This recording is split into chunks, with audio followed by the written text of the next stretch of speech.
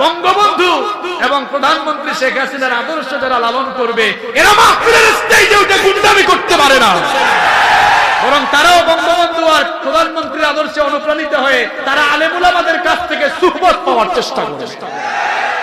সুতরাং আমরা বলতে চাই, এই ধরনের স্বঘোষিত গুন্ডা মাস্তানদেরকে যেন আইনের আওতায় এনে দৃষ্টান্তমূলক শাস্তি দেওয়া হয়। কারণ এই দেশ গুন্ডামি মাস্তানি করার জায়গা নয়। এই দেশ শাহজালালের দেশ, শাহপরানের দেশ, শাহ মাসুমের দেশ। ওলিয়া উলিয়ারা এই জমিনকে, এই জনপদকে উর্বর করেছে। গুন্ডা মাস্তানরা এই জমিনে গুন্ডানি মাস্তানি করবে আর তাওহীদি জনতা চুপ করে বসে থাকবে। সোনার বাংলাদেশে তাওহীদি জনতা, ইসলামীয় জনতা চুপ করে বসে থাকবে না। মাহফিলের স্টেজে কিংবা আলেম ওলামাদের বিরুদ্ধে যারাই দাঁড়াবে, তাওহীদি জনতা তাদেরকে দৃষ্টান্তমূলক জবাব দিবে। সম্মানিত ভাইয়েরা, আল্লাহ আমাদেরকে কোরআনের জন্য কবুল করেন। আমি বাংলাদেশে যতগুলো মাহফিল করি তার 95% মাহফিলের দাওয়াতকারী লোকেরা আওয়ামী লীগের মানুষ। দেখেন, এই মাহফিলের পরেও আমি 3-4 দিন খুলনায় ছিলাম, সাতক্ষীরায় ছিলাম। খুলনা সাতক্ষীরা অঞ্চলের আপনারা নিশ্চয়ই ইউটিউবেও দেখেছেন, তাই না? সেখানকার উপজেলা আওয়ামী লীগ সভাপতি, জেলা পরিষদ সদস্য, আওয়ামী লীগের বড় বড় নেতৃবৃন্দ এসেছেন মাহফিলে। তারা ছিলেন মাহফিলে, তারা সহযোগিতা করেছেন, আর্থিক সহযোগিতা দিয়েছেন। এই দেশে মাহফিলে সকল দলের সকল মানুষ আসে, ঠিক কিনা? সুতরাং গুন্ডা যারা, মাস্তান যারা, এদের কোন রাজনৈতিক পরিচয় থাকতে পারে না। গুন্ডা মাস্তানরা এরা আসলে সন্ত্রাসী, সন্ত্রাসী তাদের পরিচয়। এজন্য গুন্ডা মাস্তান আর সন্ত্রাসীদেরকে আমরা সন্ত্রাসী হিসাবে চিহ্নিত করব, ঠিক কিনা? সম্মানিত ভাইয়েরা, তাহলে মুনাফিকের স্বভাব নিয়ে আমরা কথা বলছিলাম। মুনাফিকগুলো ধোঁকাবাজ এবং প্রতারক টাইপের লোক। মুনাফিকগুলো এমন ধোঁকাবাজ হয়, দেখা যায় মাহফিলে এসে সভাপতির চেয়ার দখল করার জন্য যেমন পাগল থাকে, আবার নাচ গান কিংবা কনসার্টের আসর হলে সেখানেও মূল চেয়ারটা দখল করার জন্য কাজ করে। দেখা যায় মাহফিলে আসলে দান সৎকা করে, আবার গান কনসার্টের আয়োজন হলে সেখানেও পয়সা দেয়, এদেরকেও খুশি রাখে, এদেরকেও খুশি রাখে। এটা ইমানদারি না মুনাফিকি? ধোঁকাবাজি করে চলে। মুনাফিকের 3 নম্বর বৈশিষ্ট্য হলো, মুনাফিকগুলো সুবিধাবাদ জিন্দাবাদ হয়, যেই দিকে সুবিধা পায় ওই দিকেই চলে যায়। কোরআনে কারীমের 2 নম্বর সূরা সূরাতুল বাকারা এর 14 নম্বর আয়াতে রব্বুল আলামিন বললেন, ওয়া ইযা লাকুল্লাযীনা আমানু ক্বালু আমান্না ওয়া ইযা খালাউ ইলা শায়াতিনিহিম ক্বালু ইন্না মা'আকুম ইন্নামা নাহনু মুস্তাহজিউন। আল্লাহ তাআলা বলেন, মুনাফিক স্বভাবের লোকেরা, এদের বৈশিষ্ট্য হলো ইমানদারদের কাছে যখন যায় তখন তারা বলে আমরা তো তোমাদের সাথে আছি, আবার যখন শয়তানের দূষরদের কাছে যায় বলে আমরা তো তোমাদের সাথে আছি। এইভাবে 2 দলের কাছে গিয়ে ইমানদারদের কাছে যায়, আবার শয়তানের মুরিদ যারা তাদের কাছেও যায়। এই দিকের মানুষকেও খুশি রাখে, ওই দিকের মানুষকেও খুশি রাখে। এই রকম 2 দিকে যেদিকে সুবিধা সেই দিকে গিয়ে যারা সুবিধাবাদ জিন্দাবাদের আশ্রয় নেয়, এটার নাম ইমানদারি নয়, এটার নাম মুনাফিকি। এরপরে মুনাফিকের 4 নম্বর বৈশিষ্ট্য হলো, মুনাফিকের 4 নম্বর বৈশিষ্ট্য হলো, মুনাফিকরা লোক দেখানো কাজ করে। মুনাফিকরা যে আমল করে আল্লাহকে সন্তুষ্টির উদ্দেশ্য থাকে না, লোক দেখাবার জন্য কাজ করে।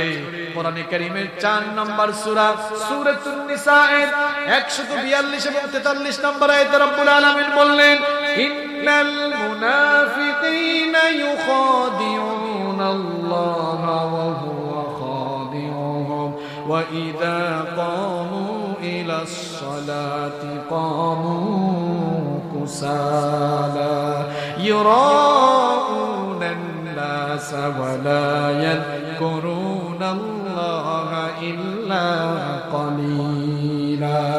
আল্লাহ তাআলা বলেন, মুনাফিকগুলো আল্লাহকে ধোঁকা দিয়ে চলতে চায়, অথচ তারা জানে না এর মাধ্যমে নিজেরাই তারা ধোঁকাগ্রস্ত হয়ে যাচ্ছে। আর এরা মানুষকে দেখাবার জন্য কাজ করে।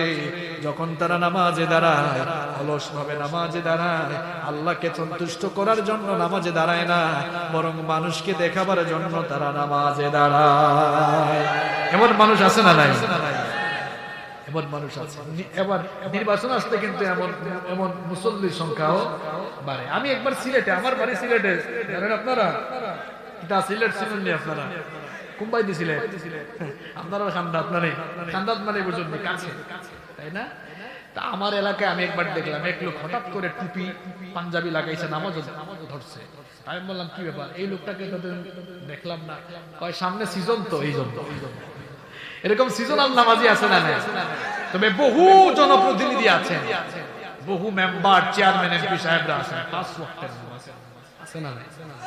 দাড়িওয়ালা তাহাজ্জুদের নামাজ এরকম আছে না? তাদের কথা ভিন্ন, তারা সব সময়ের মানুষ, কিন্তু সিজনে সিজনে যারা উকি দেয় এদের উদ্দেশ্য খারাপ, ঠিক কি না? তো মুনাফিকরা মানুষ দেখাবার জন্য কাজ করে। এরা দান সৎকার করলো উদ্দেশ্য থাকে মানুষ জানো, হুজুর একটু বলে দেন তো আমি 2 লাখ টাকা দিয়েছি, এই যে বলে দেন যেন মানুষ জানে। এরা হজেও যায় নামের আগে হাজি কিংবা আলহাজ লাগাবার জন্য, যেন নামের আগে আরো একটা শব্দ বাড়ে। একটা শব্দ কি হয়, আবার কেউ যদি নামের আগে হাজি না বলে তখন খুব খারাপও লাগে। একবার হজ করলে হাজি, তারপরে 2বার 3বার কিংবা তার চেয়ে বেশি করলে আলহাজ, 2বার করার পরে কয় লেখো ব্র্যাকেটে লিখো ডবল হাজ, 3বার করলে বলে লেখো ব্র্যাকেটে লিখো ট্রিপল হাজ, এর চেয়ে বেশি করলে কয় আলহাজ লিখবা, হাজি লিখে আমাকে অপমানিত করবা। এই যে আমাদের ইবাদতগুলোর উদ্দেশ্য যদি হয় মানুষ দেখানো, তাহলে বুঝতে হবে ভাই আমার আপনার ভেতরে মুনাফিকের রূপ ঢুকে দিয়েছে। এই রূপ ঢুকে গেলে তওবা করে নিজেদেরকে সংশোধন করার দরকার আছে না? আমাদের আজকের মাহফিলে এসেছেন এই কসবা পৌরসভার জননন্দিত মেয়র, আপনাদের সবার খুব প্রিয় মানুষ, কাছের মানুষ, ভালোবাসার মানুষ, গণমানুষের প্রিয় ব্যক্তিত্ব, জননন্দিত জননেতা জনাব ইমরানউদ্দিন জুয়েল ভাই, আমারও খুব ভালোবাসার মানুষ। এসেছেন না? এসেছেন, আসেন আর কি, চিপাই চাপাই, ওনারা চিপাই চাপাই থাকেন, আপনাদের সামনে আসতে জান না মনির ভাইয়ের সাথে না, আল্লাহ যেন কবুল করেন। আপনাদের এলাকার রাজনৈতিক নেতৃবৃন্দ মাহফিলে এসেছেন, বুঝাই যায় আসলে কসবার রাজনৈতিক নেতৃবৃন্দ তারা সবাই কোরআনকে ভালোবাসে। এই চিত্র বাংলাদেশের সব জায়গায় থাকার দরকার আছে না? আমি আপনাদের এলাকার সুনাম দেশের অনেক জায়গায় করি। এইরকম যদি জনপ্রতিনিধিরা, রাজনৈতিক নেতৃবৃন্দ এবং পুলিশ প্রশাসনের ভাইরা সহ মাহফিলে আসতেন, আমি তো প্রায় জায়গায় বলি মাহফিলের সৌন্দর্য আরো বেড়ে যেত। মাহফিলে কেউ গুন্ডামি মাস্তানি করার সাহস পেত না।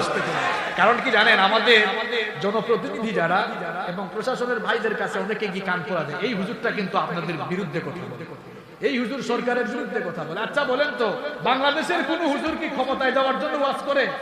আমাদের কি দরকার কারো বিরুদ্ধে বলা? আমরা কোরআন হাদিস থেকে কথা বলি। এখন যদি কোরআন হাদিস আপনার কোন অপকর্মের বিরুদ্ধে হয়ে যায়, এটা কি হুজুরের দোষ? তখন আমাদের উচিত কি হবে? নিজেদেরকে কি করে ফেলা? সংশোধন করে ফেলা। তো আল্লাহ যেন আপনাদের এলাকায় এই যে এত সুন্দর পরিবেশ, এই পরিবেশ যেন সব সময় থাকে। আপনারা চান কি চান না? আল্লাহ যেন কবুল করেন। আচ্ছা, মুনাফিকের 5 নাম্বার বৈশিষ্ট্য হলো মুনাফিকদের অন্তরগুলো ব্যাধিগ্রস্ত, এরা রোগাক্রান্ত, আর যেই রোগ তাদেরকে আক্রমণ করেছে এই রোগের নাম হলো নিফাক। জোরে কোন সেই রোগের নাম কি? কেউ যদি ক্যান্সারে আক্রান্ত হয়ে মারা যায়, হার্ট অ্যাটাক করে মারা যায়, এমন কি করোনা ভাইরাসে আক্রান্ত হয়ে মারা যায়, ওই লোকটা জাহান্নামে যাবে এমন কথা কেউ বলতে পারবে না। কিন্তু মুনাফিকের রূপ যদি কারো ভেতরে থাকে, রব্বুল আলামিন কোরআনে কারীমের 4 নাম্বার সূরা সূরাতুন নিসা এর 138 নাম্বার আয়াতে জানিয়ে দিয়েছে, বাশশিরিল মুনাফিকিনা বিআন্না লাহুম আযাবান আলীমা। ও নবী, মুনাফিকদেরকে আপনি আমার জাহান্নামের আযাবের সুসংবাদ দেন, আপনি জানিয়ে দেন এই রূপ নিয়ে মরলে জাহান্নামে যাওয়া লাগবে। এরপরে মুনাফিকদের 6 নাম্বার স্বভাব হলো, 6 নাম্বার খাসলত হলো মুনাফিকগুলো জমিনে ফিতনা ফাসাদ সৃষ্টিকারী হয়, সন্ত্রাস সৃষ্টিকারী হয়, জমিনের মধ্যে বিশৃঙ্খলা ঘটায়। কোরআনে কারীমের 2 নম্বর সূরা সূরাতুল বাকারা এর 11 এবং 12 নম্বর আয়াতে রব্বুল আলামিন বললেন, ওয়া ইযা ক্বিলা লাহুম লা তুফসিদু ফিল আরদি ক্বালু ইন্নামা নাহনু মুসলিহুন। যখন এদেরকে বলা হয় খবরদার আল্লাহর জমিনে ফিতনা ফাসাদ লাগিও না, গন্ডগোল সৃষ্টি করো না, তখন তারা জবাব দেয়, আমরা তো কোনো গন্ডগোল সৃষ্টি করছি না, বরং আমরা সংস্কারপন্থী মানুষ, আমরা সংস্কার করছি। আল্লাহ তাআলা বলছেন, আলা ইন্নাহুম হুমুল মুফসিদুনা ওয়ালাকিন লা ইয়াশউরুন। অথচ তারা জানে না তারা নিজেরাই ফিতনা ফাসাদ সৃষ্টিকারী হয়ে আছে, এটা তারা বুঝতে পারে না। আমার কসবার প্রিয় ভাইরা ভালো করে শুনেন, মুনাফিকের খাসলত হলো সুযোগ পাইলেই একটা গ্যাঞ্জাম লাগায়, একটা পেচ লাগায়, গন্ডগোল লাগায়, জমিনের মধ্যে বিশৃঙ্খলা লাগায়। আর এই ধরনের বিশৃঙ্খলা সৃষ্টিকারী মানুষগুলো ক্ষমতা পেলে এরা 7 দফা কর্মসূচি পালন করে দুনিয়ার মধ্যে আরো গন্ডগোল লাগায়। জোরে কোন তো কয় দফা? এটা বলেছেন কে? আল্লাহ তাআলা কোরআনে কারীমের 27 নম্বর সূরা সূরাতুন নামালের 34 নম্বর আয়াতের মধ্যে বললেন, ইন্নাল মুলুকা ইযা দাখালু ক্বরয়াতান আফসাদুহা ওয়া জাআলু আ'ইজ্জাতা আহলিহা আদিল্লাহ ওয়া কাযালিকা ইয়াফআলুন। আল্লাহ তাআলা বলেন, এই বিশৃঙ্খলা সৃষ্টিকারী লোকেরা যখন কোন জায়গায় কোন ক্ষমতা পায় তখন তারা 1 নাম্বার কাজ করে সেই জনপদের সকল জায়গায় তারা সন্ত্রাস আর ত্রাসের রাজত্ব কায়েম করে, যেখানে সুযোগ পায় সেখানে সন্ত্রাসী কর্মকাণ্ড চালায়। আর 2 নাম্বার হলো ওয়াজাআলু আ'ইজ্জাতা আহলিহা আদিল্লাহ, সেই সমাজের সেই জনপদের ভালো ভালো মানুষগুলোকে তারা অপমানিত করার চেষ্টা করে। দেখা যায় জমিনের সবচাইতে ভালো ভালো মানুষ, নামাজি মানুষ, কুরআনওয়ালা লোকদেরকে তারা বেইজ্জতি করে জেলখানায় ঢুকাবে, আর বড় বড় চোর ডাকাত সন্ত্রাসগুলোকে জেলখানার ভেতর থেকে ছেড়ে দিবে। এই রকম ফাসাদ সৃষ্টিকারী মানুষ পৃথিবীর বিভিন্ন জায়গায় আছে না নাই? আল্লাহ তাআলা এবার তাদের কর্মসূচি কোরআনে জানাচ্ছেন। আল্লাহ তাআলা বলছেন, এরা যখন কোন জায়গায় সুযোগ পায় 7 ভাবে মানুষের উপরে জুলুম চালায়। এই আয়াতের মধ্যে আল্লাহ তাআলা 2টি কর্মসূচির কথা বললেন। এরপরে কোরআনে কারীমের 2 নম্বর সূরা সূরাতুল বাকারা এর 205 নম্বর আয়াতে রব্বুল আলামিন বললেন, ওয়া ইযা তাওয়াল্লা সাআ ফিল আরদি লিয়ুফসিদা ফিহা ওয়া ইউহলিকাল হারসা ওয়ান নাসলা ওয়াল্লাহু লা ইউহিব্বুল ফাসাদ। আল্লাহ তাআলা বললেন, এই জালিমগুলো, এই বিশৃঙ্খলা সৃষ্টিকারী মানুষগুলো ক্ষমতা পেলে 3 নাম্বার যে কাজ করে, এরা সেই জনপদে সকল গুরুত্বপূর্ণ সম্পদগুলোকে নিজের মনে করে তারা লুটপাট শুরু করে দেয়। সব দিকে তারা লুটপাট চালায়, দুর্নীতি চালায়।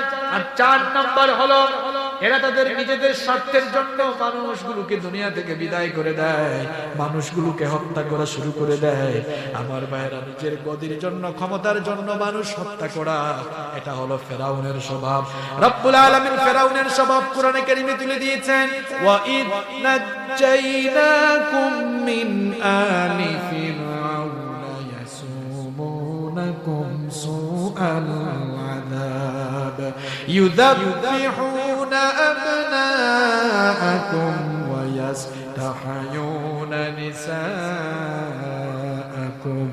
ওয়া ফি যালিকুম বালাউম মির রাব্বিকুম আযীম।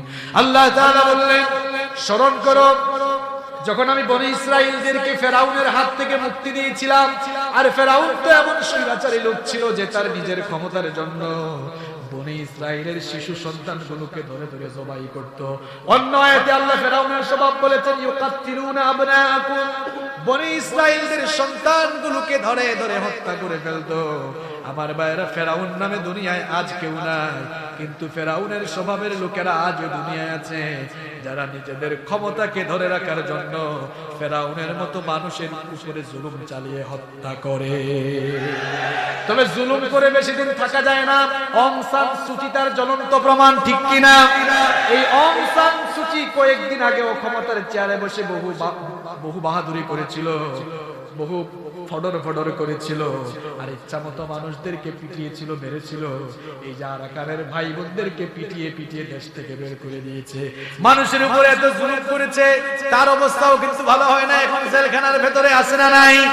ক্ষমতা দেওয়ার মালিককে, আবার কেড়ে নেওয়ার মালিককে। আল্লাহ যদি চান কাউকে ক্ষমতায় বসাতে পারে, আবার আল্লাহ যদি চান তাহলে অং সান সূচির মতো ক্ষমতা থেকে নামিয়ে জেলখানার ভেতরে ঢুকায় রাখতে পারে। এই জন্য ক্ষমতা পেলেই মানুষের উপরে জুলুম করা যাবে না। মানুষকে ভালোবাসতে হবে, মানুষের কাছে আসতে হবে, মানুষের সুখে দুঃখে মানুষের পাশে দাঁড়াতে হবে, আলেম উলামাদের সাথে মহব্বত রাখতে হবে, কোরআনের প্রতি ইসলামের প্রতি ভালোবাসা রাখার দরকার আছে না নাই? দেখেন এই বিশৃঙ্খলা সৃষ্টিকারী লোকেরা সুযোগ পাইলে আর কি করে কোরআনে কারীমের 9 নম্বর সূরা সূরাতুত তাওবা এর 67 নম্বর আয়াতে আল্লাহ তাআলা বলেন, আল মুনাফিকুনা ওয়াল মুনাফিকাতু বা'দুহুম মিন বা'দ ইয়া'মুরুনা বিল মুনকারি ওয়া ইয়ানহাউনা আনিল মা'রুফি ওয়া ইয়াকবিদুনা আইদিয়াহুম। আল্লাহ তাআলা বললেন মুনাফিক নারী পুরুষ একজন আরেকজনের দূষর হয়, একজন আরেকজনের সহযোগী হয়ে কাজ করে। এরা যদি সুযোগ পায়, এরা যদি ক্ষমতা পায়, তাহলে তারা আইন পাশ করে করে সকল ভালো কাজগুলো তারা বন্ধ করে, আর সুযোগ যদি পায় আইন পাশ করে করে সকল খারাপ কাজগুলো চালু করে। আর 7 নাম্বার হলো জনকল্যাণমূলক সকল কাজ থেকে তারা নিজেদের হাত গুটিয়ে রাখে। জালেমদের এই 7 দফা কর্মসূচি কোরআনে তুলে দিলেন কে? এবার আল্লাহ তাআলা তার বিপরীতে আলেমের কর্মসূচি তুলে দিলেন। রব্বুল আলামিন বললেন, কোন জনপদ যদি ইসলাম দিয়ে পরিচালনা হয়, কোরআন দিয়ে পরিচালনা হয়, তাহলে সেই সমাজের লোকেরা 4 দফা কাজ করে। জুরে কোন কয় দফা? রব্বুল আলামিন কোরআনে কারীমের 22 নম্বর সূরা সূরাতুল হাজ্জের 41 নম্বর আয়াতে বললেন, আল্লাযীনা ইম্মাক্কান্নাহুম ফিল আরদি আকামুস সালাতা ওয়া আতাউজ যাকাতা ওয়া আমারু বিল মা'রুফি ওয়া নাহাউ আনিল মুনকার ওয়ালিল্লাহি আকিবাতুল উমুর। আল্লাহ তাআলা বলছেন, জালেমের বিপরীতে যদি আলেম অর্থাৎ কোরআনওয়ালা ইসলামওয়ালা লোকেরা ইসলাম দিয়ে কোরআন দিয়ে জনপদ চালায়, তাহলে তারা 4টি কাজ করে। 1 নাম্বার হলো নিজেরা নামাজি হয়ে দেশের সকল জায়গায়, জনপদের সকল জায়গায় তারা নামাজ কায়েম করে। 2 নাম্বার হলো সুদ ভিত্তিক অর্থ ব্যবস্থার পরিবর্তে তারা যাকাত ভিত্তিক অর্থনীতি কায়েম করে। আর 3 নাম্বার হলো আইন পাশ করে করে সকল ভালো কাজগুলো তারা সমাজে জারি করে। 4 নাম্বার হলো আইন পাশ করে করে অন্যায় কাজগুলো বন্ধ করে। আমার ভাইরা, এবার বলেন তো, কোরআনের যে আয়াতগুলো তেলাওয়াত করে আলেম আর জালেমের খাসলত আপনাদেরকে বললাম, এবার কোরআনের আয়নায় পৃথিবীটাকে দেখে আপনারা বলেন তো, দুনিয়ার বেশিরভাগ জায়গা জালেমের দখলে নাকি আলেমের দখলে? মানুষ তখনই জালেম হয়ে যায় যখন তার অন্তরে মুনাফিকি বাসা বাঁধে।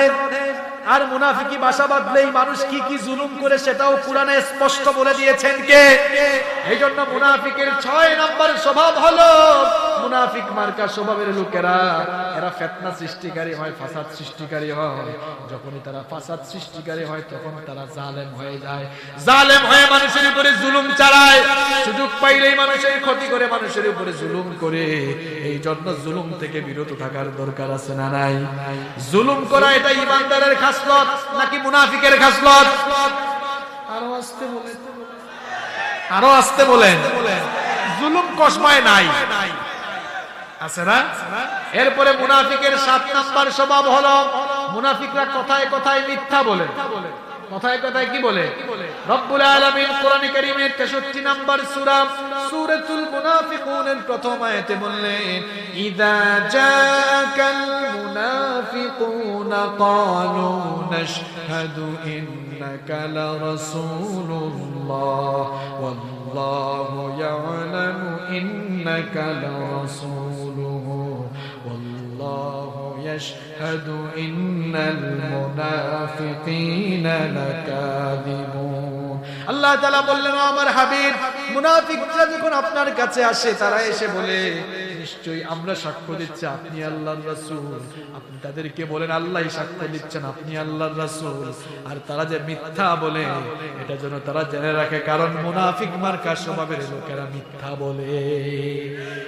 মুনাফিকের আলামত হলো কথায় কথায় মিথ্যা বলা। এজন্য একটি হাদিসে এসেছে মুনাফিকের আলামত 3টি। আয়াতুল মুনাফিকি সালাতুন, মুনাফিকের আলামত তিনটি। কয়টি? আবার অন্য হাদিসে বলা হয়েছে চারটি। এই তিনটার সাথে আরো একটা অ্যাড করা হয়েছে। কি কি? এক নাম্বার ইদা হাদ্দাসা কাযাবা, কথা বললে মিথ্যা বলে। দুই নাম্বার ওয়া ইদা ওয়া'আদা আখলাফা, ওয়াদা করলে ওয়াদা ভঙ্গ করে। তিন নাম্বার ওয়া ইদা তুমিনা খানা, আমানত রাখলে আমানতের কি করে? আর আরেকটি অন্য হাদিসে বলা হয়েছে ওয়া ইদা খাসামা ফাজারা, মানুষের সাথে ঝগড়ায় লিপ্ত হলে অশ্লীল ভাষায় গালিগালাজ করে। আমরা মনে হয় গালিগালাজ করি না। আরে বাপ রে বাপ, এমন এমন গালি আছে শুনলে ওযু ছুটে যায়। তাহলে বলেন তো গালিগালাজ করা মানুষ কি? গালিগালাজ করা এটা কিসের আলামত? কিসের আলামত? এই মুনাফিকের ভাইরাস করোনা ভাইরাসের চেয়ে ভালো ভাইরাস না খারাপ ভাইরাস? মারাত্মক খারাপ, শুধু খারাপ না। তাহলে গালিগালাজ বন্ধ করার দরকার আছে না? আমরা কথায় কথায় মিথ্যা বলি। ফোন আসছে, কি কোথায় আছে কসবায়, কয় আমি দে বিদ্যা। এরকম আছে না নাই? কত জাতের মিথ্যা যে আমরা বলি, কত জাতের মিথ্যা যে আমরা বলি। ব্যবসায়ী ভাইয়েরা আছেন অনেকে, কসবায় ব্যবসা বাণিজ্য করে, জিনিস দেখায়, কয় ভাই এটা এক নাম্বার জিনিস, আপনার জন্য আমি এক নাম্বার জিনিসটা দিয়ে দিচ্ছি, আসলে দুই নাম্বার। আসলে কি? আমার আরেকজন কয় ভাই আপনাকে দেখে খুব ভালো লাগছে, কেনা দামে দিয়ে দিচ্ছি। আচ্ছা বলেন তো, কেনা দামে দিয়ে দিবে মানে ব্যবসায়ী আছে, এটা এক্সেপশনাল থাকতে পারে ভালোবাসার খাতিরে। কিন্তু কিছু কিছু মানুষ আছে, সব কাস্টমার আছে সবাইকে এক কথাই। তো এই যে আপনি মানুষকে ধোঁকা দিলেন, মিথ্যা বললেন, এটা ইমানদারি না মুনাফিক? এটা ইমানদারি না মুনাফিক? এক বাবা তার ছেলেকে লিখাচ্ছে, বাবা খাতায় লিখো, সত্য মানুষকে মুক্তি দেয়, মিথ্যা মানুষকে ধ্বংস করে। ঠিক এই সময়ে দরজায় এসে কেউ একজন নক করছে। কয় বাবা দেখো তো কে আসছে। কয় আব্বু, পাশের বাড়ির আব্দুল জব্বার চাচা এসেছে। কয় তাই? এটা আমার কাছে টাকা পায়, যাও গিয়ে বলো আব্বু এখন বাসায় নাই। তো ছেলে বলল, বাবা একটু আগেই তো শেখালেন সত্য মানুষকে মুক্তি দেয়, মিথ্যা মানুষকে ধ্বংস করে। বাবা বলল, বাবারে তুই আগে মিথ্যা বলে আমারে এই গজব থেকে, এই বিপদ থেকে মুক্তি দে, এরপরে ডায়লগ দিচ্ছে। এরকম মিথ্যা আমরা অনেক সময় বলি কি বলি না? বলি কি বলি না? আচ্ছা এবার আপনারা বলেন তো, মিথ্যা বলা এটা ইমানদারের খাসলত না মুনাফিকের খাসলত? তাহলে আমরা যারা মাঝে মাঝে মিথ্যা বলে ফেলি, আজ থেকে আমরা মিথ্যা কথা বলা ছেড়ে দিতে পারবো তো? কারা কারা মিথ্যা বলা ছাড়তে পারবেন না? হাত তুলে। মিথ্যা বলা ছাড়তে পারবো তো? কারা কারা রাজি? তো হাত তুলে আল্লাহকে। মাশাআল্লাহ, আল্লাহ কবুল করেন, বলেন আমিন। তাহলে মুনাফিকের একটি স্বভাব আমরা জানলাম, এরা কথায় কথায় কি বলে। আমরা যেন মিথ্যা না বলি, আল্লাহ আমাদেরকে তৌফিক দান করেন। কষ্ট হচ্ছে আপনাদের? এরপরে মুনাফিকের 8 নম্বর বৈশিষ্ট্য হলো, এরা ওয়াদা করলে ওয়াদা কি করে? এটা করব সেইটা করব, এরপরে দেখা যায় কিছুই করে না। আছে না নাই? আছে না নাই? দেখেন আমার ভাই কতবার নির্বাচন করেছেন, আমার আপন ভাই। আমরা ফ্যামিলিগত ভাবে আমাদের সেই দাদার আমল থেকে আমাদের ফ্যামিলিতে যে কেউ নির্বাচন করে, তো আমি একবার বললাম যে আপনি বক্তব্য দিতে দাঁড়ালে কাউকে বলিয়েন না যে আপনাদের এটা করে ফেলবো ওইটা করে ফেলবো, কারণ এই ওয়াদা দিয়ে ওয়াদা ভঙ্গ করলে কিন্তু আপনি পরে আল্লাহর কাছে কি হয়ে যাবেন? মুনাফিক। তো আমাকে বলেন তাহলে কি বলবো? আপনি বলবেন আল্লাহ যদি আমাকে কবুল করে তাহলে আপনাদের কল্যাণে এবং এই জনপদের কল্যাণে আমি আমার সর্বোচ্চটুকু দিয়ে দিব। এইটাও কথা, আবার এই করবো সেই করবো ওইটাও কথা, দুই কথার মধ্যে ব্যবধান আছে। আপনি বলেন যে আপনাদের জন্য, আপনাদের কল্যাণে আমি আমার নিজের সব উজাড় করে দিব, আর আমার যতটুকু সাধ্য আছে এই এলাকার উন্নয়নে আমি সর্বোচ্চটুকু কাজ করে। দুই কথা কি এক? ওয়াদা করি আমরা, টাকা নিয়েছে, কয় ভাই আগামী সপ্তাহে দিয়ে দিই। কত সপ্তাহে যায় তার কোনো দেখাও? কি আর বলবো, আমার কাছ থেকে 1 লাখ টাকা নিয়েছিল একবার, বুঝছেন? এরপরে বললো ভাই আপনাকে আগামী জুমাবারে দিব। এখনো কিন্তু ওই জুমার আছে না, ওই জুমার। এরকম আমরা অনেক সময় করি কি করি না?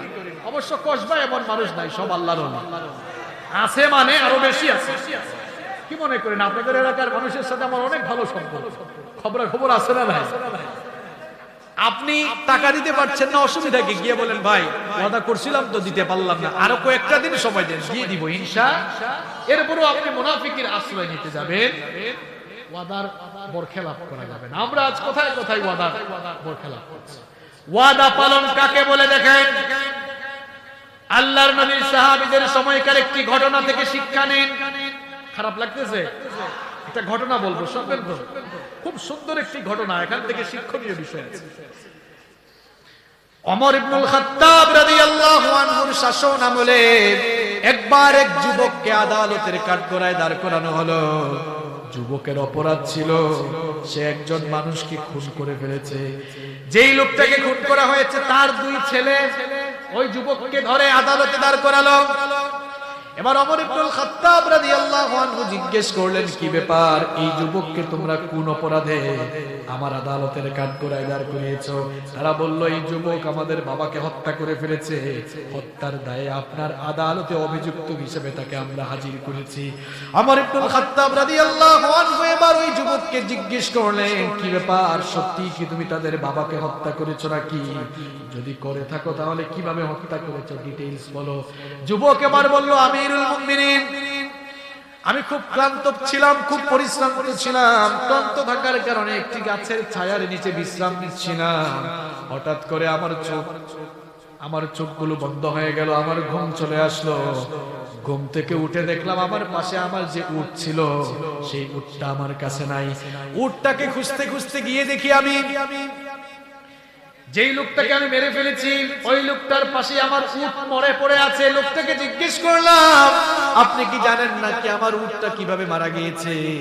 লোকটা বলল, আমার বাগানের ভেতরে ঢুকতে চেয়েছিল, আমি এই উটটাকে বাধা দিতে গিয়ে এক পর্যায়ে মেরে ফেলেছি। আমি তখন লোকটার সাথে তর্ক বিতর্ক শুরু করলাম। তর্ক বিতর্কের এক পর্যায়ে আমিও লোকটার মাথায় একটা পাথর নিক্ষেপ করলাম। জানতাম না লোকটা মরে যাবে, বেখেয়ালে পাথর নিক্ষেপ করেছিলাম, আর ওই লোকটাও মরে গিয়েছে। মনের অজান্তে আমি লোকটাকে হত্যা করে ফেলেছি, আল্লাহর ওয়াস্তে মাফ করে দেন। ওমর ইবনুল খাত্তাব রাদিয়াল্লাহু আনহু বললেন, আমার আদালত, এখানে আমার নিজের ইচ্ছা মতোই আদালত চলে না, এই আদালত চলে কার আইনে?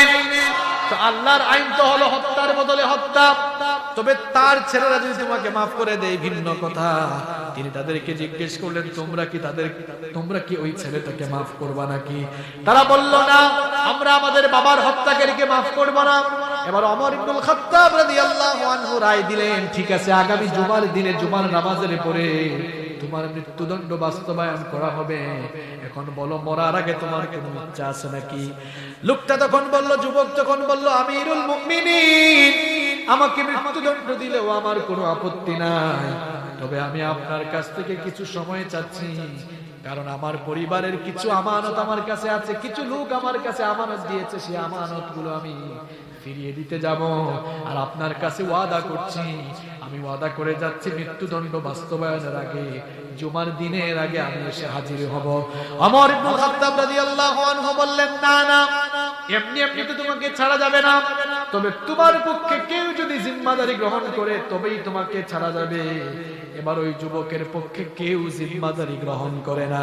হঠাৎ করে আল্লাহর নবীর একজন সাহাবী আবু যার গিফারী রাদিয়াল্লাহু আনহু দাঁড়ালেন, দাঁড়িয়ে বললেন, ওগো আমিরুল মুমিনিন, এই যুবকের জন্য আমি নিজেই জিম্মাদার হয়ে যাব। ওমর ইবনুল খাত্তাব রাদিয়াল্লাহু আনহু বললেন, ও আবু যার গিফারী, শোনো, অপরিচিত লোকের জন্য জিম্মাদার হচ্ছ, বুঝে শুনে জিম্মাদার হও। লোকটা যদি ওয়াদা মোতাবেক আসতে না পারে তাহলে মৃত্যুদণ্ড উল্টা তোমার উপরে বাস্তবায়ন হবে। আবু যার গিফারী রাদিয়াল্লাহু আনহু বললেন, বুঝে শুনে এই সিদ্ধান্ত নিচ্ছি, আমি ওই ভাইটার জন্য জিম্মাদারি গ্রহণ করলাম, তাকে ছেড়ে দেন, আমি আশা রাখি ওয়াদা মোতাবেক সে সঠিক সময়ে ফিরে আসবে। এবার ওই যুবককে ছেড়ে দেওয়া হলো, যুবক চলে গেল। সময় যেতে যেতে একেবারে জুমার দিন চলে আসলো। ফজরের নামাজ থেকে গুঞ্জন শুরু হয়ে গেল। মদিনায় থমথমে অবস্থা বিরাজমান। আরে ওই যুবক যে ওয়াদা দিয়ে গিয়েছিল, যুবক তো এখনো ফিরে নাই। ওই যুবকের জন্য জিম্মাদার হওয়ার কারণে নিরপরাধ আবু যার গিফারী রাদিয়াল্লাহু আনহুর উপরে আজ হয়তো মৃত্যুদণ্ড বাস্তবায়ন করা হতে পারে। এই জন্য এই নিয়ে গোটা মদিনায় গুঞ্জন শুরু হয়ে গেল। সকাল যেতে যেতে জুমার আযানের সময় হয়ে গেল, তখনও যুবক ফিরে নাই। খুব থমথমে অবস্থা বিরাজমান। ওমর রাদিয়াল্লাহু আনহু আজ তো উল্টা মৃত্যুদণ্ড কায়েম করে ফেলবে। যুবক যদি ফিরে না আসে তাহলে অপরাধ আবু যার গিফারী রাদিয়াল্লাহু আনহুর উপরে শাস্তি কায়েম করা হবে। জুমার আযান হয়ে গেল, তখনও যুবক আসলো না। জুমার খুতবা শুরু হয়ে গেল, তখনও যুবক আসলো না। জুমার নামাজ শুরু হয়ে গেল, তখনও যুবক আসলো না। জুমার নামাজ শেষ হয়ে গেল, তখন যুবক আসলো না। ওমর রাদিয়াল্লাহু আনহু বললেন, যেহেতু যুবক আসে নাই, আবু যার গিফারি যেহেতু ওই যুবকের পক্ষে জিম্মাদারি গ্রহণ করেছে, সেই জন্য মৃত্যুদণ্ড আবু যার গিফারির উপরে বাস্তবায়ন করা হবে। মৃত্যুদণ্ডের সকল কার্যক্রম সম্পন্ন করো, সকল প্রস্তুতি নাও। মৃত্যুদণ্ডের সকল কার্যক্রম প্রস্তুতি সম্পন্ন করে যখন মৃত্যুদণ্ড বাস্তবায়ন করা হবে, ঠিক তখনই দেখা গেল মরুভূমির বাড়িগুলো উড়িয়ে কে যেন দ্রুত গতিতে তার একটি ঘোড়া চালিয়ে আসছে। একজন বললেন, থামো, দেখি তো দ্রুত গতিতে ঘোড়া চালিয়ে কে আসে। দেখা গেল ওই যুবক, যেই যুবক ওয়াদা দিয়ে গিয়েছিল, এই যুবক ওয়াদা মোতাবেক ঘোড়া চালিয়ে ফিরে আসতেছে। সুবহানাল্লাহ। ওই যুবককে ওমর রাদিয়াল্লাহু আনহু কাছে ডাকলেন, ডেকে বললেন, ওগো যুবক, তুমি তো জানতে এখানে আসলে নির্ঘাত তোমাকে মেরে ফেলা হবে, মৃত্যুদণ্ড দেয়া হবে। নির্ঘাত মৃত্যুর কথা জেনেও তুমি কেন ওয়াদা মোতাবেক হাজির হয়ে গেল? যুবক তখন বলল, আমিরুল মুমিনিন, আমি আমার মৃত্যুকে ভয় পাই না, তবে আমি মুনাফিক হওয়াকে বড় ভয় করি। আমি তো ওয়াদা দিয়ে গিয়েছিলাম, আমি যদি ওয়াদা মোতাবেক না আসতাম, ইসলাম বিরোধীরা বলা বলি করত, একজন মুসলমান ওয়াদা করে ওয়াদা পালন করতে জানে না, মুসলমানদের বদনাম হতো, কেউ যেন বদনাম করতে না পারে, আর আমি যেন মুনাফিক হয়ে বেঁচে মুনাফিক হয়ে না মরি, এই জন্য আমি মরতেও রাজি, কিন্তু মুনাফিক হতে আমি রাজি না। এই জন্য ওয়াদা মোতাবেক আমি চলে এসেছি। আল্লাহু আকবার। আবু যার গিফারি রাদিয়াল্লাহু আনহু কে এবার ওমর ইবনুল খাত্তাব রাদিয়াল্লাহু আনহু প্রশ্ন করলেন, ওগো আবু যার গিফারি, অপরিচিত এক যুবকের জন্য তুমি কেন জিম্মাদার হলে? কারণ এই যুবকটাকে তো তুমি কোনোদিন দেখো নাই, তাকে তুমি চিনো না, এরপরেও এই অপরিচিত যুবকের জন্য তুমি কেন জিম্মাদার হলে? আবু যার গিফারি রাদিয়াল্লাহু আনহু তখন জবাব দিলেন, আমিরুল মুমিনিন, আমাদের এক মুসলমান ভাই বিপদে পড়েছে, তার বিপদের সময় আমি যদি তার সাহায্যে এগিয়ে না আসতাম, তাহলে ইসলাম বিরোধীরা বলা বলি করত, মুসলমানরা এমন চরম জাতি, তাদের এক ভাইয়ের বিপদে আরেক ভাই এগিয়ে আসে না, এমন কথা কেউ যেন বলতে না পারে, সেই জন্য আমার ভাইয়ের বিপদে আমি এগিয়ে এসেছি। আরে দেখেন, পূর্বের যুগের মুসলমান আর এখনকার মুসলমান, এখন বিপদে আর সহযোগিতা কি করবে? বিপদে পড়লে আরো বিপদে ফেলাবার জন্য আরো চেষ্টা করে। এমন মানুষ আছে না নাই? আল্লাহ যেন আমাদেরকে হেদায়েত দেন। এই দৃশ্য ওমর রাদিয়াল্লাহু আনহু এবার বললেন, ঠিক আছে, যুবক যেহেতু ওয়াদা মোতাবেক ফিরে আসছে, এবার তার উপরে মৃত্যুদণ্ড বাস্তবায়ন করো। যখনই তার উপরে মৃত্যুদণ্ড বাস্তবায়ন করা হবে, এবার বাদী লোকেরা বলল, বাদী লোকেরা কারা মনে আছে নাকি? যাকে হত্যা করা হয়েছিল তার কয় ছেলে? এরা বলল, আমিরুল মুমিনিন থামেন, এই লোকটাকেও আমাদের ভাইটাকেও মৃত্যুদণ্ড দেওয়ার দরকার নাই। ওমর রাদিয়াল্লাহু আনহু অবাক হয়ে জিজ্ঞেস করলেন, প্রথম দিন তো তাকে মেরে ফেলার জন্য তোমরাই চেয়েছিলে, এখন আবার মৃত্যুদণ্ড বাস্তবায়নে বাধা দাও কেন? তারা তখন বলল, আমাদের এক ভাই ভুল করে ফেলেছে, মনের অজান্তে খুন করে ফেলেছে, আমাদের কাছে মাফ চেয়েছে, আমরা যদি মাফ করে না দেই, গোটা দুনিয়ায় খবর হয়ে যাবে মুসলমানরা এমন চরম জাতি, তারা তাদের ভাইদেরকে ক্ষমাও করতে জানে না, এমন কথা কেউ যেন বলতে না পারে, এই জন্য আমাদের এই ভাইটাকে আল্লাহর ওয়াস্তে আমরা মাফ করে দিলাম। এখন আমরা মাফ করতে জানি না, কেউ ভুল করলে আমরা তাকে শাস্তি দিতে দিতে তাকে আমরা মেরে ফেলার দেশ ছাড়া, একেবারে দেশ ছাড়া করতে আমরা রাজি। আছে না নাই? একটু উদার হইতে হবে, ভিন্ন মতের প্রতি শ্রদ্ধাবোধ থাকতে হবে। আল্লাহ আমাদেরকে বুঝার তৌফিক দান করুন। তাহলে ওয়াদা করলে ওয়াদা ভঙ্গ করা যাবে। একজন মুসলমান প্রয়োজনে মরে যাবে, কিন্তু এরপরে ওয়াদা ভঙ্গ করে মুনাফিক হয়ে সে মরতে পারে। এরপরে মুনাফিকের 9 নম্বর বৈশিষ্ট্য হলো, মুনাফিকগুলো আমানতের খেয়ানতকারী হয়। আল্লাহ নবী বলেছেন, লা ঈমানা লিমান লা আমানাতা লাহু, যার মধ্যে আমানতদারিতা নেই তার মধ্যে ঈমান নেই। এখন আমানতের খেয়ানত সব দিকে শুরু হয়েছে। আমাদের কাছে কেউ কিছু আমানত রাখলে নিজের মনে করে খেয়ে ফেলে, আছে না নাই? আপনার নিজের জীবনটাও আমানত, আল্লাহর কাছে আমানত রেখে দিতে হবে। জান আর মাল আল্লাহর রাস্তায় বিলীন করতে হবে, আল্লাহর জন্য, আল্লাহর দ্বীনের জন্য ওয়াকফ করতে হবে। আপনি কোন প্রতিষ্ঠানের প্রধান, আপনি কোন প্রতিষ্ঠান চালান, আপনি কোন জনপদের প্রধান, সেটাও আপনার কাছে আমানত। এই আমানতের খেয়ানত করা যাবে? আমানতের খেয়ানত করলে মুনাফিক হয়ে যেতে হবে। মুনাফিকের 10 নম্বর বৈশিষ্ট্য হলো মুনাফিকরা কুরআন বিরোধী হয়, এরা কুরআনের আইন মানতে পারে না। কুরআনের আইনের কথা শুনলেই কলিজার মধ্যে জ্বালা পোড়া শুরু হয়ে যায়। এরকম মানুষ দুনিয়ায় আছে না নাই? রব্বুল আলামিন কোরআন কারীমের 4 নম্বর সূরা সূরাতুন নিসা এর 61 নম্বর আয়াতের মধ্যে বললেন, ওয়া ইযা কিলা লাহুম তাআলাউ মা আনজালাল্লাহু ওয়া ইলার রাসূলি রাআইতাল মুনাফিকিনা ইয়াসুদ্দুনা আনকা সুদুদা। আল্লাহ তাআলা বলছেন, যখন এদেরকে বলা হয় আল্লাহ যা নাযিল করেছেন, আল্লাহ আর তার রাসূলের আনুগত্যের পথে ফিরে আসো, তখন আপনি মুনাফিকদেরকে দেখবেন তারা পাশ কাটিয়ে অতিক্রম করে চলে যায়, কারণ আল্লাহ আর রাসূলের বিধান মতো চলা তাদের পছন্দ না। এরা নিজেদের বানানো কানুন গ্রহণ করতে পারে, কিন্তু আল্লাহ রাসূলের কানুন তারা গ্রহণ করতে পারে না। এমন স্বভাব যাদের ভেতরে আছে, এরা ঈমানদার না মুনাফিক? ঈমানদার না মুনাফিক? মুনাফিকের 11 নম্বর বৈশিষ্ট্য হলো, এটা কি বলবো? খুব সেনসিটিভ, কিন্তু বলবো। মুনাফিকের 11 নম্বর বৈশিষ্ট্য হলো এরা সব সময় ভয়ে থাকে, না জানি কোন সময় কোন সূরা আর কোন আয়াত দিয়ে তাদের অপকর্মের কথা জানিয়ে দেওয়া হয় নাকি। এই জন্য বাংলাদেশে বহু মাহফিলে হুজুররা বসা মাত্র স্লিপ আসে, হুজুর এইটা বলবেন, এইটা বলবেন, এইটা বলবেন না, কারণ কোরআনের আয়াত দিয়ে এইটা বললেই তো তার চরিত্র জনগণের সামনে ফাঁস হয়ে যাবে। রব্বুল আলামিন কোরআনে কারীমের 9 নম্বর সূরা, জুরে কোন কত নম্বর সূরা? সূরাতুত তাওবা এর 64 নম্বর আয়াতে বলেছেন, ইয়াহযারুল মুনাফিকুনা আন তুনাজ্জালা আলাইহিম সূরাতুন তুনাব্বিউহুম বিমা ফি কুলুবিহিম।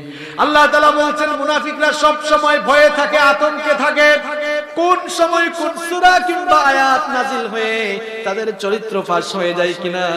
এটা সেই যুগে এই আয়াত নাজিল হয়েছে যেই যুগে কুরআন নাজিল হচ্ছিল।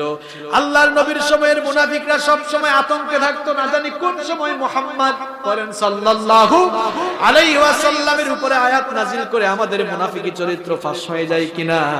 আমার ভাইয়েরা, ওই যুগের মুনাফিকরা তো চলে গিয়েছে, এই যুগে পৃথিবীর বিভিন্ন জায়গায় মুনাফিক বাস করে, তারাও সব সময় আতঙ্কের মধ্যে থাকে, না জানি কোন সময় মসজিদে জুমার দিনে হুজুর মিম্বরে বসে সুদ ঘুষের বিরুদ্ধে কথা বলে নাকি। সুদ খুঁড়ত, সুদের আয়াতকে তার জন্য আতঙ্কের মনে করবে, ঘুষ খুঁড়ত তার জন্য ঘুষের আয়াত আতঙ্কের মনে করবে, চাঁদাবাজ, টেন্ডারবাজ, দুর্নীতিবাজ তার জন্য চাঁদাবাজি, টেন্ডারবাজি, দুর্নীতিবাজের আয়াতটাকে আতঙ্ক মনে করবে, ঠিক কিনা? জালেম লোকগুলো সব সময় জুলমের আয়াতকে আতঙ্ক মনে করবে। এই জন্য আগে থেকেই নোটিশ দেওয়া থাকে, এই বলবেন, এই বলবেন না, এই রকম করে কোরআনের আয়াতগুলোকে যারা ভয় করে আতঙ্ক করে চলে, আর হুজুরদেরকে, আলেম ওলামাদেরকে বাধা দিয়ে দিয়ে কণ্ঠরোধ করার চেষ্টা করে, এই লোকগুলোর খাসলতের ভেতরে মুনাফিকের রূপ ঢুকে গিয়েছে। আপনি রাগ করবেন না ভাই, আল্লাহর ওয়াস্তে রাগ করবেন না। এই স্বভাব আপনার ভেতরে থাকলে আমি রিকোয়েস্ট করছি আপনি তওবা করে ফেলেন, সংশোধন হয়ে যান, আপনাকে মাফ করে দিবেন। খবরদার উল্টে যাইয়েন না, উল্টে গেলে আপনার জীবনে বিপদ আছে না। এরপরে মুনাফিকের 12 নম্বর বৈশিষ্ট্য হলো এরা সব সময় সব দিক থেকে সুবিধা নিতে চায়। মুমিনদের বিজয় আসলে মুমিনদের কাছে গিয়ে বলে আমরা তো তোমাদের সাথে ছিলাম, আর কাফেরদের বিজয় আসলে কাফেরদের কাছে গিয়ে বলে আমরা তো তোমাদের সাথেই ছিলাম।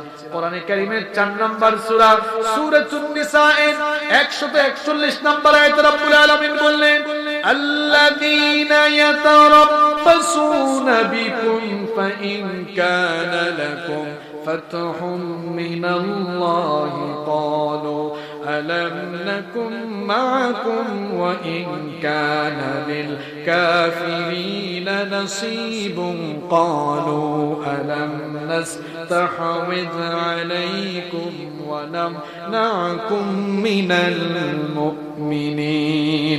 আল্লাহ তাআলা বলছেন যখন কাফেরদের বিজয় আসে, ইসলাম বিরোধী লোকদের বিজয় আসে, ইসলাম বিরোধী লোকেরা যখন গদির মধ্যে থাকে, গিয়ে বলে আমরা তো তোমাদের সাথে আছি, কেন তোমরা আমাদেরকে তোমাদের কাছ থেকে মাইনাস করছো, বয়কট করছো? বলুন আমরা তো তোমাদের সাথে আছি। আবার তার বিপরীতে পক্ষান্তরে যদি ঈমানদাররা, মুসলমানরা যদি বিজয়ী হয়ে যায়, মুসলমানদের কাছে গিয়ে বলে আমরা তো তোমাদের সাথে আছি, তোমাদের পেছনে আমাদের অবদান কম নাকি?